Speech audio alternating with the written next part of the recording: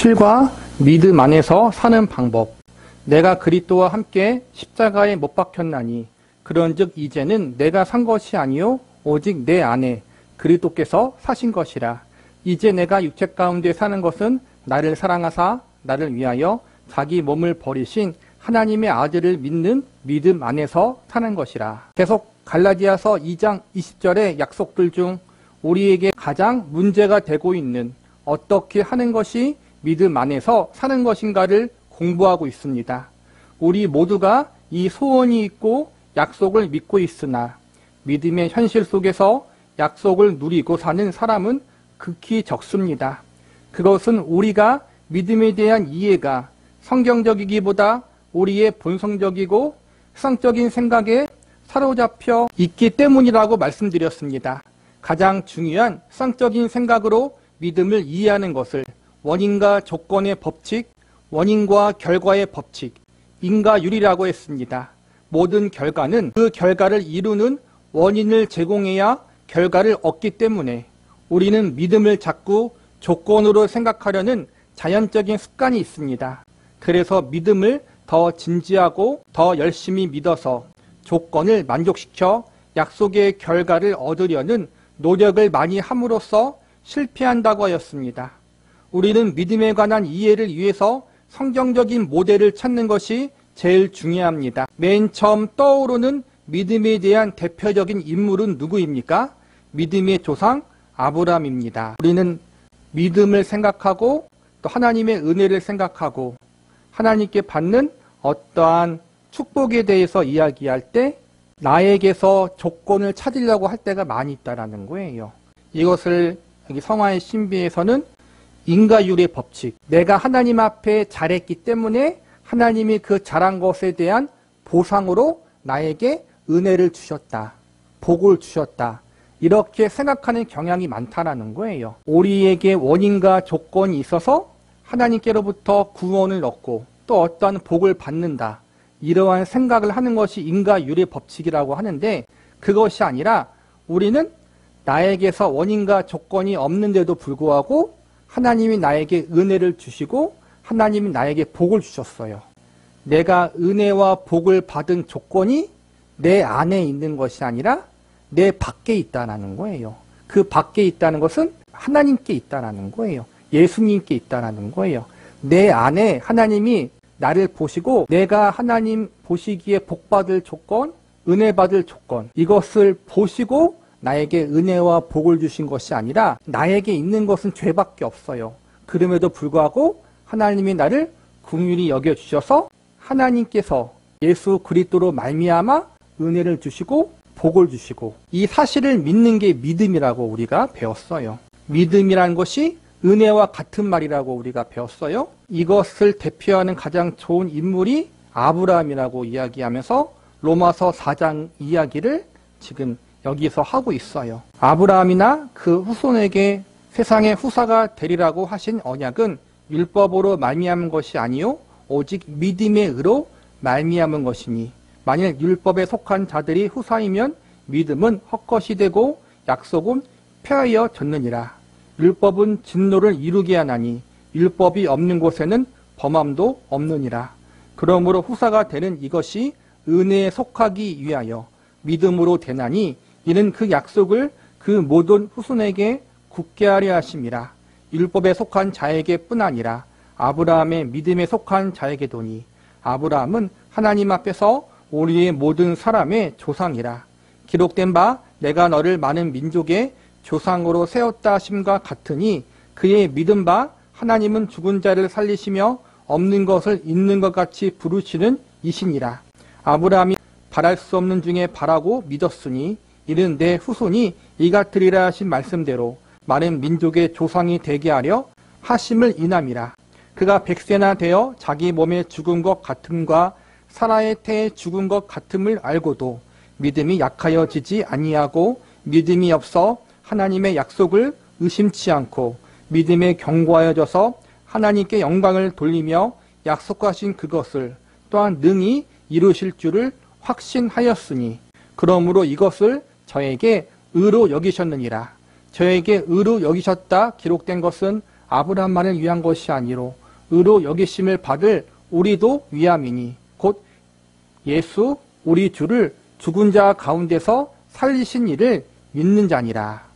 믿음을 논하면서 믿음이란 은혜의 또 다른 표현이고 은혜는 약속의 다른 표현이기도 합니다. 약속과 믿음과 은혜는 다 같이 조건을 준비하시는 이, 약속한 것을 이루시는 이가 주도권과 이유와 원인을 지고 있음을 말하는 것이라고 했습니다. 그래서 16절에 있는 바와 같이 후사가 되는 이것이 은혜에 속하게 믿음으로 된다 라고 해서 은혜에 속하기에 믿음으로 됩니다. 이 믿음은 그 약속을 모든 후손에게 굳게 하기 위하여 약속하신 이가 신실해야 되며 능력이 있어야 되고 그 조건과 이유와 결과의 모든 원인이 약속한 자에게 있다는 것을 말하는 것이 믿음입니다. 그래서 이후에 나오는 설명을 보면 아브라함이 무엇을 위하여 서 있는가를 보십시오. 기록된 바 내가 너를 많은 민족의 조상으로 세웠다 심과 같으니 그의 믿은 바 하나님은 죽은 자를 살리시며 없는 것을 있는 것 같이 부르시는 이시니라. 하나님이 아브라함을 부르실 때 아브라함의 그 어떠한 것을 보시고 그를 믿음의 조상으로 부르신 것이 아니라 전적으로 하나님의 은혜로 아브라함을 택하셔서 믿음의 조상으로 세우셨다는 거예요. 우리도 마찬가지예요. 우리의 그 어떠한 조건을 보시고 우리는 다 불신자였고 하나님을 외면한 자였잖아요. 그런데 하나님이 우리를 찾아오셔서 우리 가운데 복음의 말씀을 심어주셔서 그것을 믿게 하시고 예수님을 나의 구세주로 영접할 수 있도록 역사하셨어요.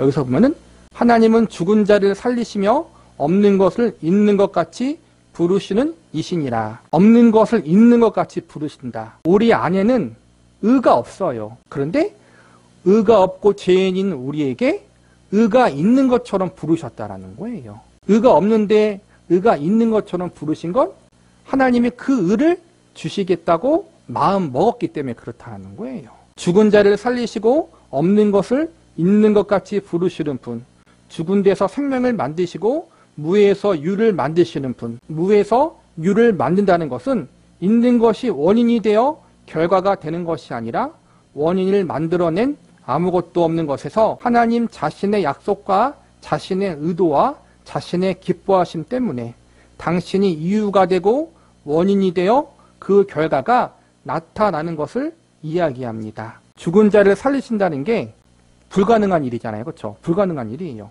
없는데 있는 것 같이 부르셨다. 이거는 새로운 창조를 이야기하는 거예요. 무에서 유를 창조했으니까. 즉 죄인된 우리를 하나님과 관계가 가로막혀 있어서 영적으로 죽은 우리를 살리는 일은 불가능한 일인데 하나님이 예수님으로 말미암아 그 일을 이루셨다는 것이고 우리 안에 의가 없는데 그 의를 예수님으로 말미암아 만들어 주셨다는 거예요. 그런데 이 모든 걸 행하신 것이 우리의 그 어떠함 때문에 그러신 것이 아니라 여기 보니까 하나님의 기뻐하심 때문에 하나님 그분이 이유가 되고 원인이 되어서 우리를 그렇게 불러주셨다는 거예요. 이것을 아브라함에게 무엇이라 하는가 하면 아브라함이 믿음의 조상이 되는 남다른 믿음은 은혜를 받고 또 보상을 받을 만한 원인과 조건을 가진 것이 아닌 것을 가르치기 위하여 그가 백세나 되어 자기 몸에 죽은 것 같음과 사라의 태에 죽은 것 같음을 알고도 믿음이 약하여지지 아니하였다라고 했습니다. 그가 아이를 낳을 수 없었으나 믿음이 약하여지지 않았다는 것은 무엇입니까? 이것을 약속하신 이가 이유와 조건이 되어 결과가 생긴다는 것을 알았다는 이야기입니다. 여기에 초점은 그것을 알고 그것을 신뢰해서 결과가 왔다가 아니라 아브라함에게 원인이 없고 하나님의 원인으로 하나님께서 약속하신 것이 이루어졌다는 것의 대표적인 인물이 아브라함입니다.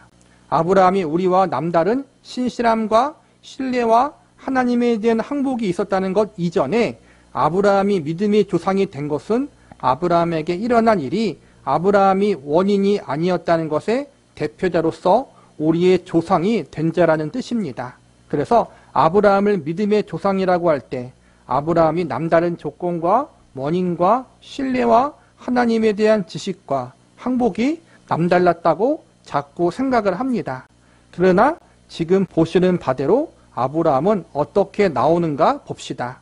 그런즉 육신으로 우리 조상된 아브라함이 무엇을 얻었다 하리요. 옛날 한글 개역 성경을 보면 밑에 훗노트에 이렇게 번역되어 있습니다.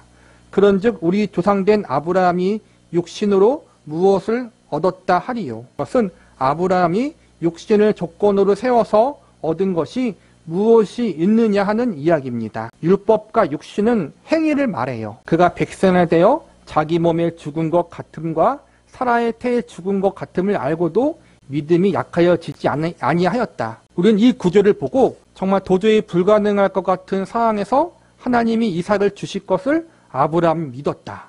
그 믿음을 우리가 본받자. 보통 이렇게 이야기하는데 여기서는 다르게 이야기하는 거예요. 맞아요. 아브라함이 그런 믿음을 갖고 하나님을 신뢰했어요. 그런데 그 하나님을 믿고 신뢰한 것이 조건이 되어서 이삭이 나온 것이 아니라는 거예요.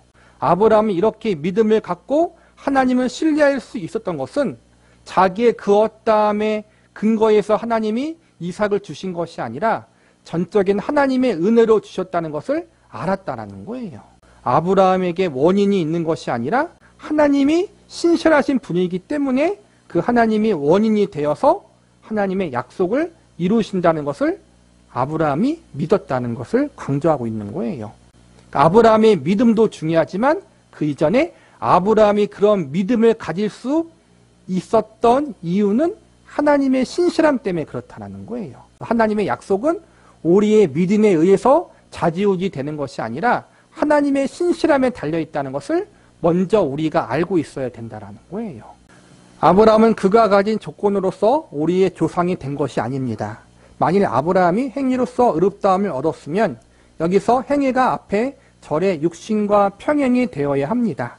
그가 자신에게서 조건을 가지고 있었다면 자랑할 것이 있으려니와 하나님 앞에서는 없었다는 것입니다. 자랑은 무엇입니까? 자기가 원인을 제공하여 결과를 얻었을 때 하는 것이 자랑입니다. 우리가 구원을 논할 때마다 자랑할 때가 어디 있느뇨? 있을 수 없느니라 하고 이야기하는 것은 은혜로 얻었다는 것을 확인하는 법입니다. 내가 얻은 구원의 놀라움과 내용을 자랑하는 것은 괜찮지만 나는 예수를 믿어서 구원을 얻었지만 너는 못 믿어서 구원을 얻지 못하였다고 구별을 하면 그것은 자랑이고 구원에 자기 의가 있다고 생각하는 것이라고 해서 성경은 몹시 엄격하게 이 문제를 교정하라고 듭니다. 이것은 칭의에서나 성화에서나 마찬가지 원리입니다. 성경이 무엇을 말하느뇨? 아브라함이 하나님을 믿음에 이것이 저에게 의로 여기신 바 되었느니라. 일하는 자에게 그 삭슬 은혜로 여기지 아니하고 빛으로 여기거니와 이를 아니할지라도 경건치 아니한 자를 의롭다 하시는 이를 믿는 자에게는 그의 믿음을 의로 여기시나니 이러한 것이 없이 하나님께 의로 여기심을 받은 사람의 행복에 대하여 다윗의 말한 바 그 불법을 사하심을 받고 그 죄를 가리우심을 받는 자는 복이 있고 주께서 그 죄를 인정치 아니할 사람은 복이 있도다 함과 같으니라. 내가 일해서 보상을 받았어요. 일해서 월급을 받았어요. 월급을 준 사장님이 고맙지만 이것은 은혜가 아니라 내가 한 결과에 대한 보상을 받는 거예요. 그래서 그것은 보상이고 대가예요. 은혜가 아니에요. 구원이라는 것이 보상이나 대가로 받은 것이 아니라 은혜로 받았다고 이야기한 것은 내가 구원 받을 만한 일을 하지 않았는데 하나님이 구원을 주셨다는 거예요.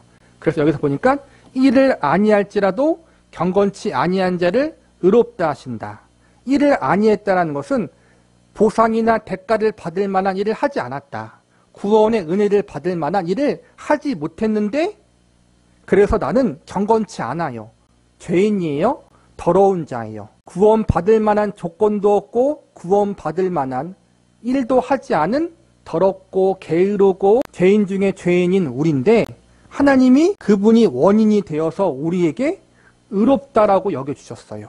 우리는 죄인된 나를 의롭다고 여겨주시는 그 하나님을 믿게 되는 거예요. 이게 믿음이라는 거예요. 다윗이 말한 바 불법을 사함받고 그 죄를 가리우심을 받는 자. 죄가 있는데 죄를 없다 여겨주신다라는 거거든요.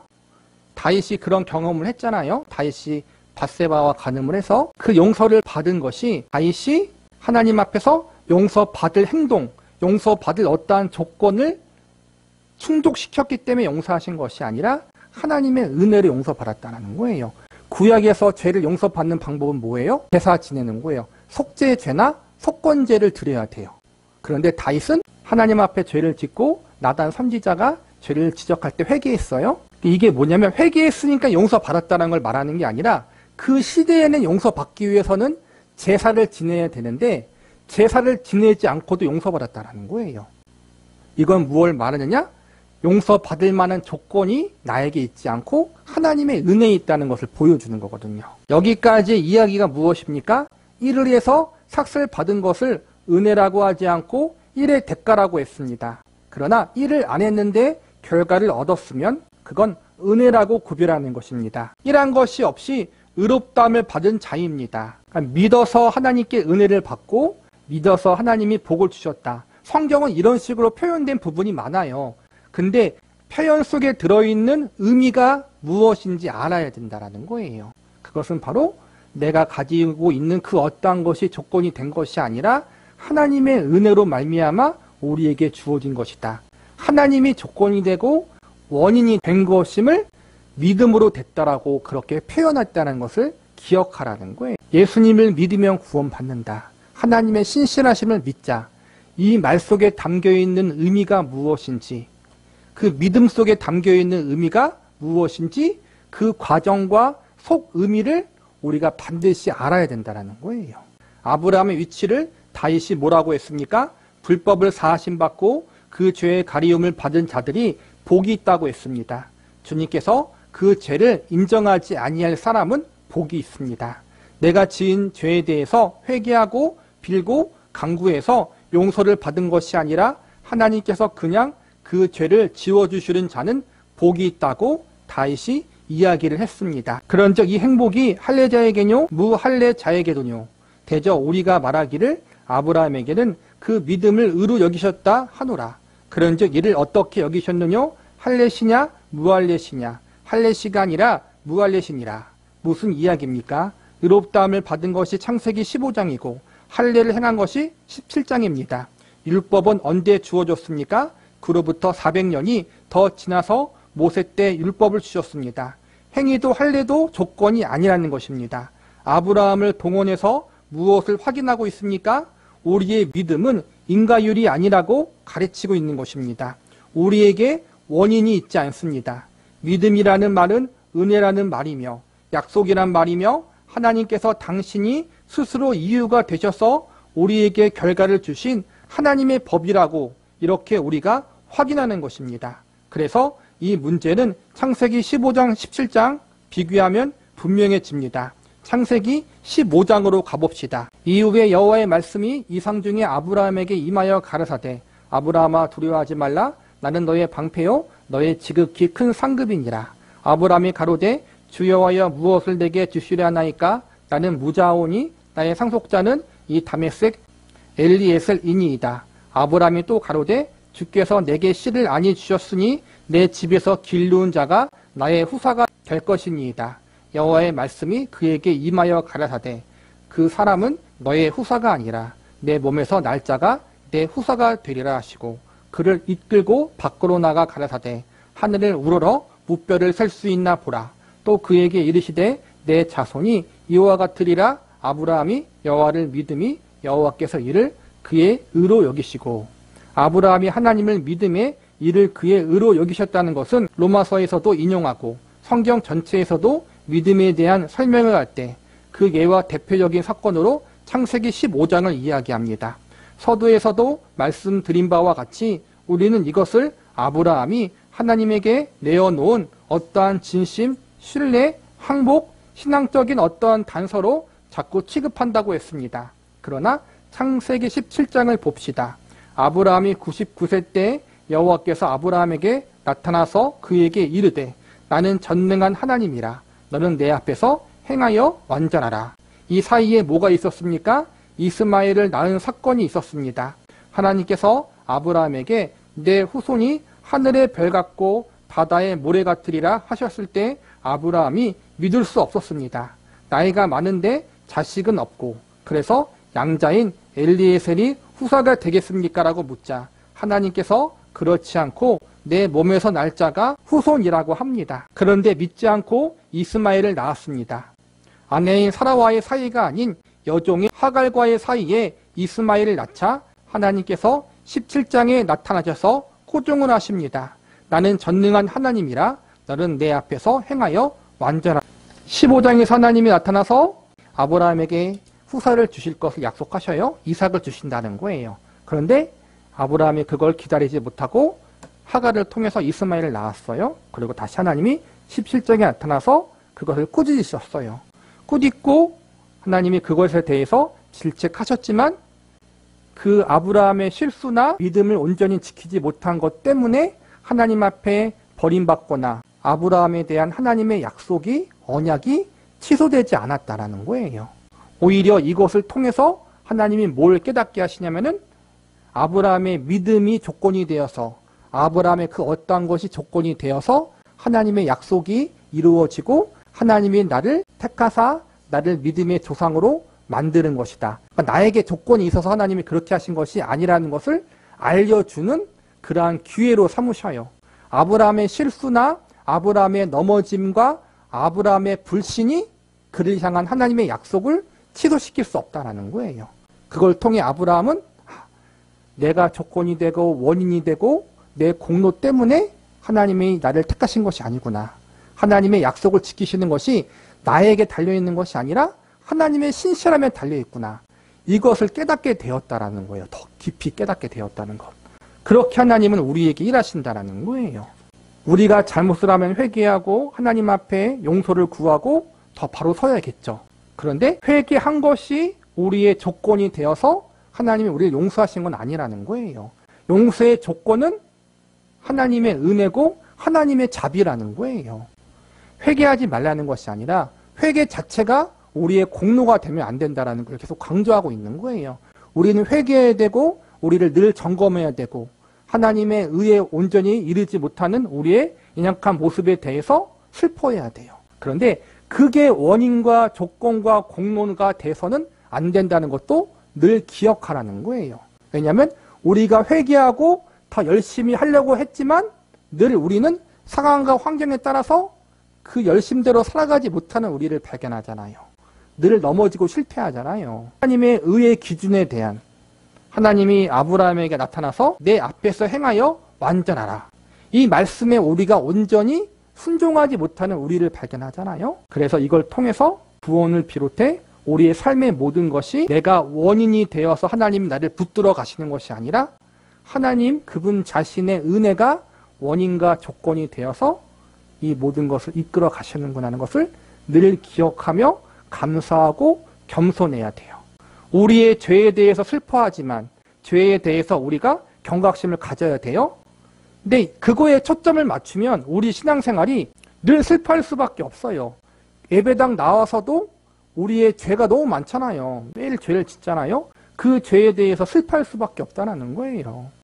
그런데 우리가 그 수많은 죄와 실패와 하나님에 대한 불신앙이 만연한 내 삶이지만 그럼에도 불구하고 우리가 감사하고 기뻐할 수 있는 것은 나의 연약함과 나의 죄보다 크신 하나님의 은혜, 예수님의 은혜가 있기 때문에 내 죄 가운데에서도 감사할 수 있고 기뻐할 수 있잖아요. 그걸 이야기하는 거예요. 우리에게 조건과 원인을 따지지 않으시고 하나님의 기뻐하신 뜻으로 우리를 택하사 은혜로 이끌어 가시는 하나님, 그 하나님으로 말미암아 우리가 믿음 안에서 살아갈 수 있다. 이것을 기억하라는 거예요. 17장에서 무엇을 확인하느냐 하면 15장에서의 믿음이 아브라함이 하나님께 어떤 복을 받을 여러 가지 종교적인 원인을 제공한 것이 결코 아니라 하나님께서 이유이시고 원인이시고 유일한 조건이라는 것을 거듭 확인할 뿐입니다. 17장의 초점은 약속한 믿음을 지키지 못했다고, 아브라함이 믿음을 지키지 못했다고 해서 그 약속이 취소되지는 않습니다. 왜냐하면 그 약속은 하나님께서 하시기 때문입니다. 15장의 약속이 무엇인가를 거듭 강조합니다. 그래서 17장은 전부 하나님께서 이 약속의 주인이시라는 것이 강조됩니다.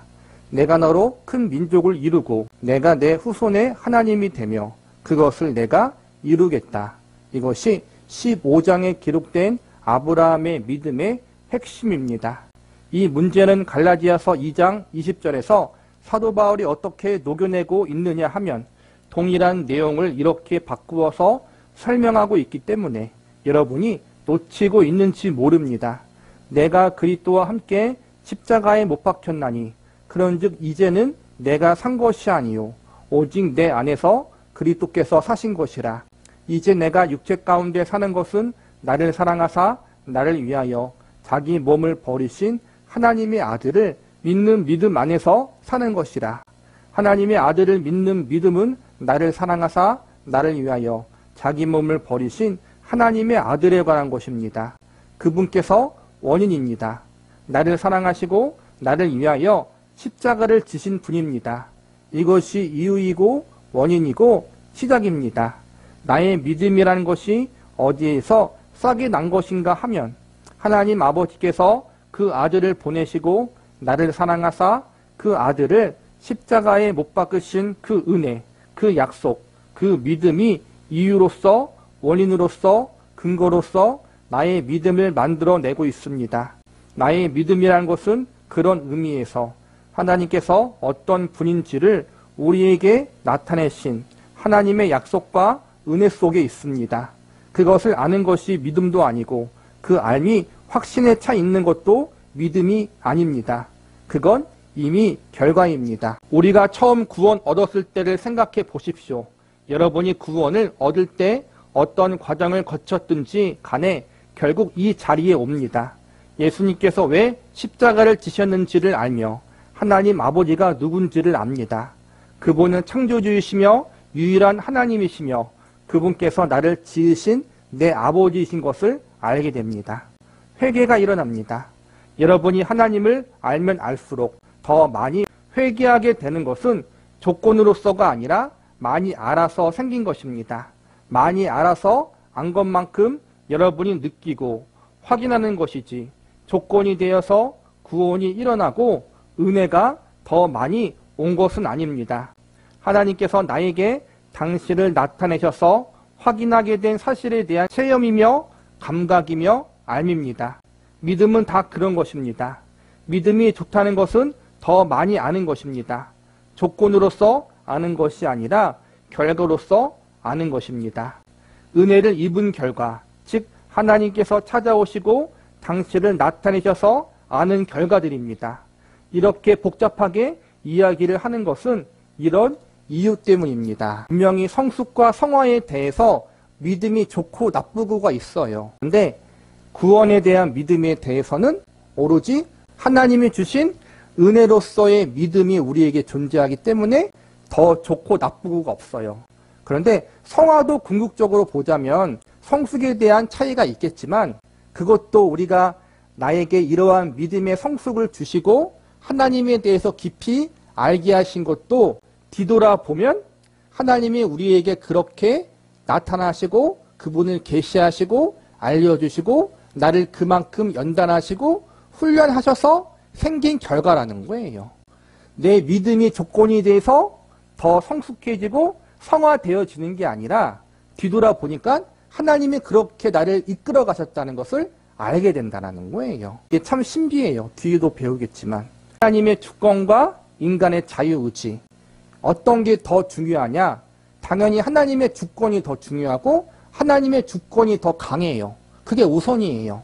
그런데 그 하나님의 주권이 우리 인간의 자유의지를 해치지 않고 신비하게 일하심으로 우리를 구원의 자리, 성숙의 자리, 성화의 자리로 이끌어가는 거란 말이에요. 분명히 내가 힘들었어요.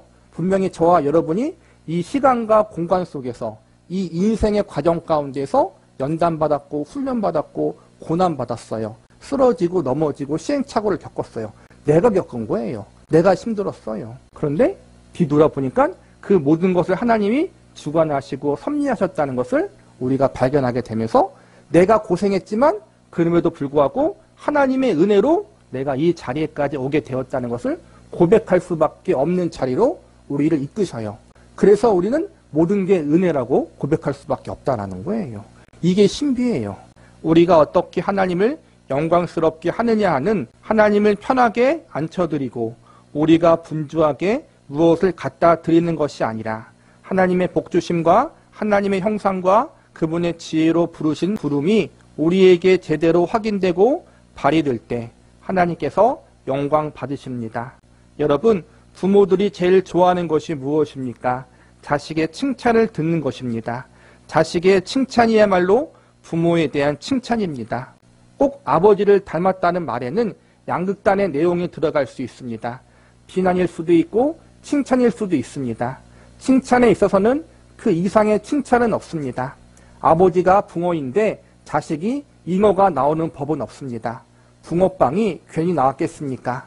하나님께서 영광을 받으시는 것은 하나님의 하나님 되시는 그분의 위엄과 존귀와 영광과 충만과 거룩과 존엄하심이 그분의 지혜로 그분의 형상으로 빚은 인간에게 확인되며 발휘되고 충만할 때 하나님께서 영광 받으신다는 차원에서 하나님께 영광을 돌리라는 것이지 하나님께서 우리를 만들어 놓으시고 껌팔라 오시라고 안 하십니다. 우리가 어떠한 사역을 하고 어떠한 봉사를 하고 어떠한 충성을 함을 통해서 내가 하나님의 자녀라는 신분을 확인해서는 안 된다는 거예요.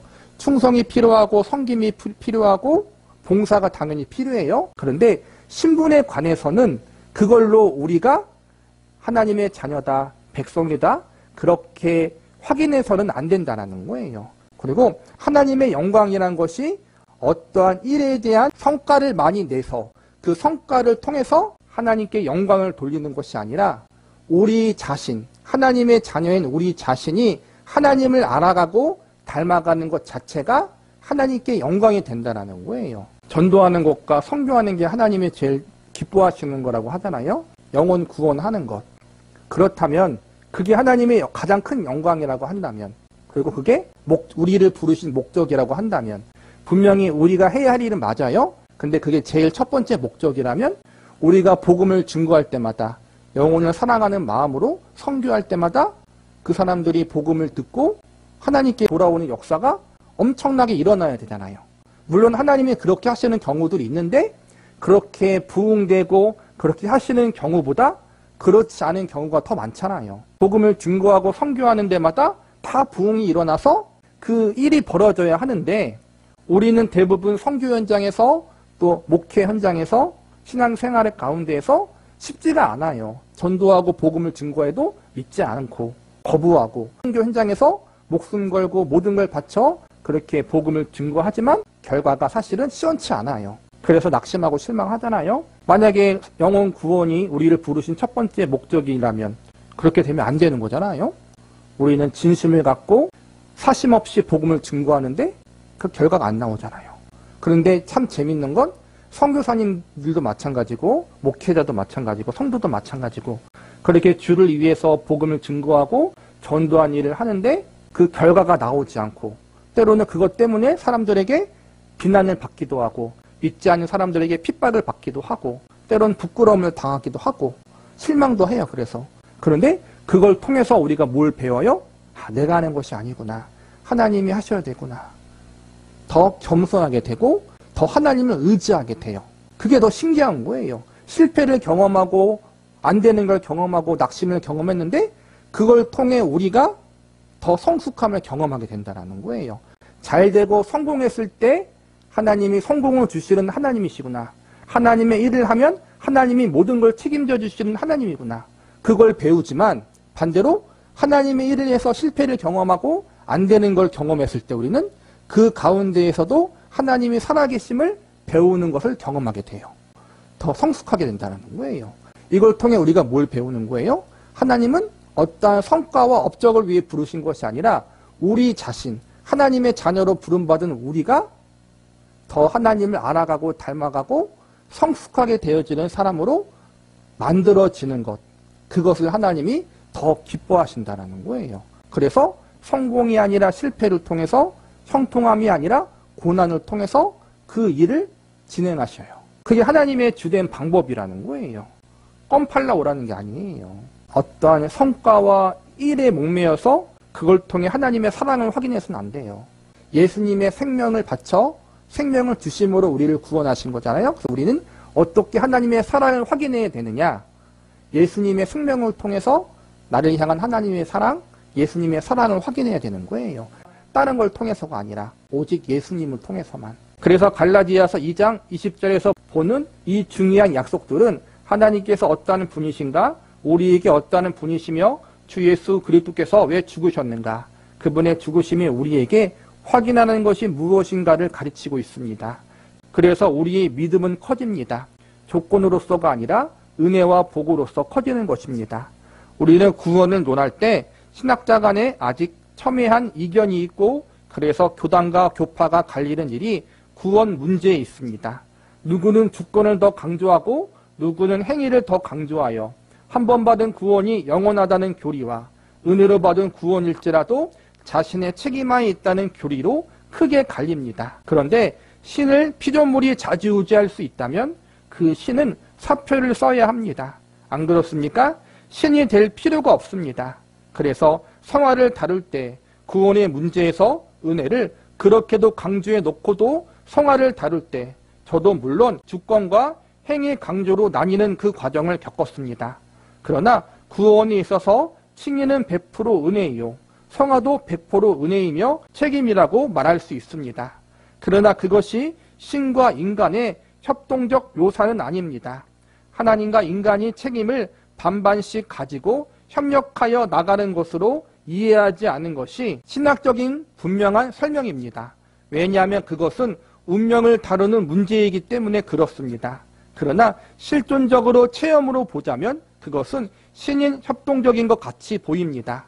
하나님께서 은혜를 주시고 간섭하시고 교훈하시고 우리는 잘잘못에 대하여 꾸중을 받기도 하고 또는 보상을 받기도 합니다.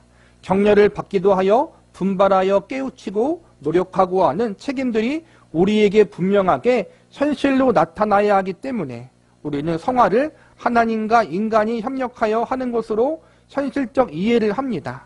그러나 이 사실은 이 표현 속에 오해의 소지가 있습니다.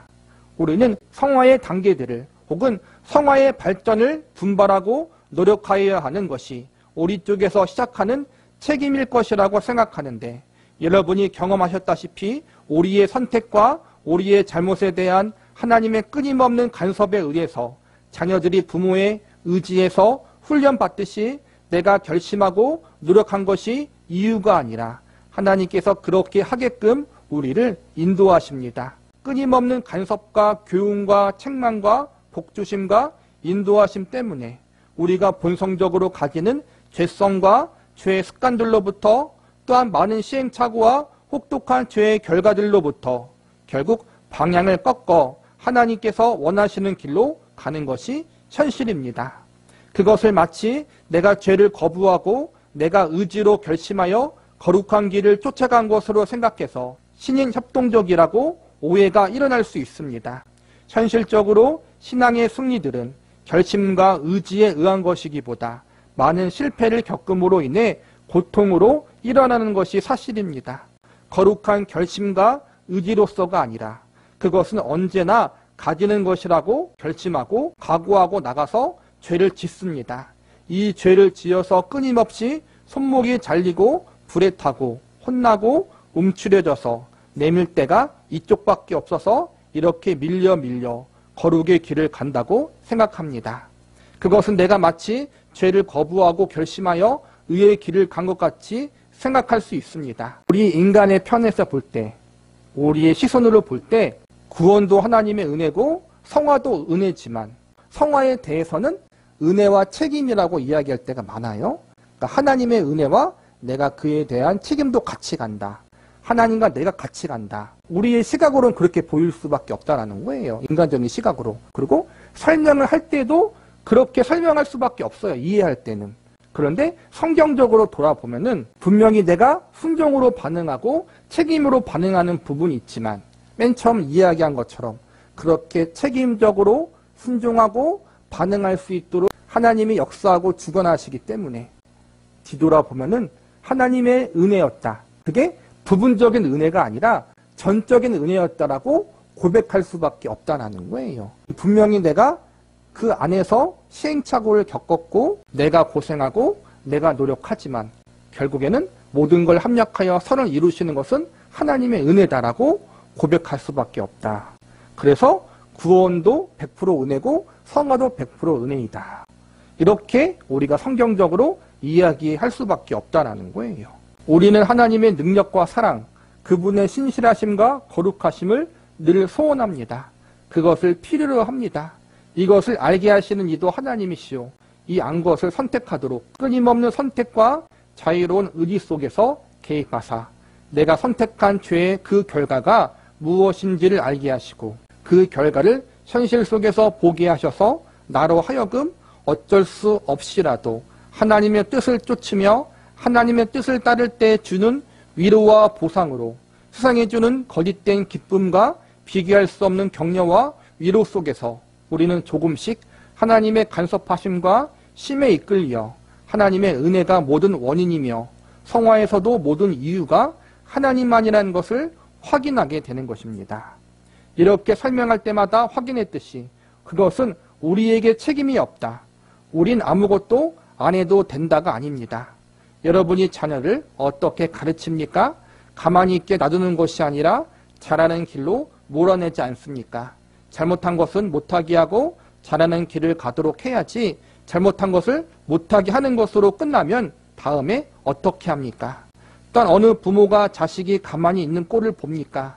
그런 법은 없습니다. 무엇을 안 하는 것, 무엇을 그만두는 것이 아니라 나아가고 나아가는 것입니다. 앞으로 더 어디까지 가야 되는가는 적극적으로 확인해 보게 될 것입니다. 기독교 신앙의 가장 중요한 핵심을 여기서 끄집어낼 수 있습니다.